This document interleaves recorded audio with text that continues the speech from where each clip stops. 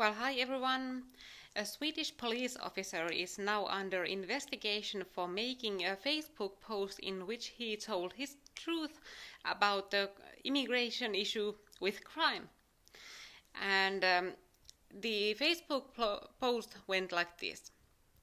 I am so fucking sick of this. What I'm about to write is in no way politically correct, but I don't care. As government employees are banned from saying what I'm going to tell you taxpayers. This won't advance my career or raise my pay, even though it's true. But I say fuck all to all that. Because soon I'll be retired after 47 years of working in the police force. From now on I'll publish in detail every week what I see as an investigator or lead investigator in the felony department of Örebro police force. It's in no harmony with the views of BRÅ, the National Council for Crime Prevention, or with the views of any other criminologist with left-wing ideology who take part in the public discussion. Our care system for the elderly is collapsing. Schools are in total chaos. Healthcare is at an infernal state, and police is on the edge of a breakdown. Everybody knows why, but no one has the guts to bring it up publicly, because Sweden has always lived under the delusion that it's a faultless and a superior society that has supernatural resources to be at the forefront when it comes to choosing the only politically correct option in a dysfunctional world that ties itself into knots through the destructive behavior committed in the name of different religions. But this is how the situation is. These are the crimes I've dealt with from Monday to Friday.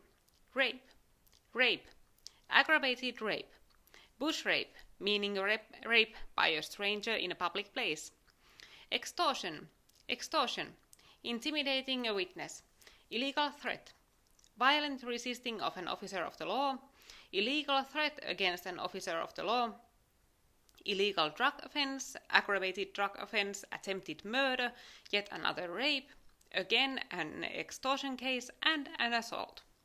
The suspected offenders are Ali, Muhammad, Mahmoud, Muhammad, Ali again and again. Christopher, what? Is that true? Yes, one Swedish name comes up during the drug case investigation. Muhammad, Mahmoud, Ali, again and again and again. The countries represented in this week's crimes are Iraq, Turkey, Syria, Afghanistan, Somalia, Syria again, Somalia, unknown country of origin, Sweden. We can't know who even half of these suspects really are, because they have no real paperwork, and that's why they often lie about their names and nationalities. And now we are talking only about the town of Örebro. These crimes use 100% of our resources. So this is what it looks like and has already looked like for the last 10 to 15 years. I'll be back next Friday to let you know what's happened during the week.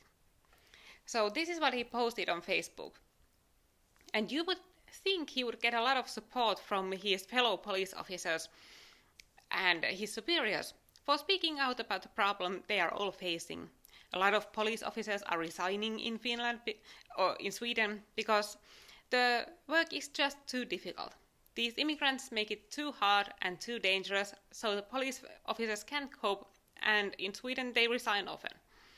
But instead, this guy's superiors. They filed a criminal complaint against him for agitation against the minority, so basically a hate speech charge, and for releasing names of suspects. And we cannot even know whether these are real names of the suspects or whether these are just examples of Muslim names that he came up with, that he's using as an example. But anyway, now this guy is under investigation. And this Peter Springare has gotten a lot of support from your ordinary people.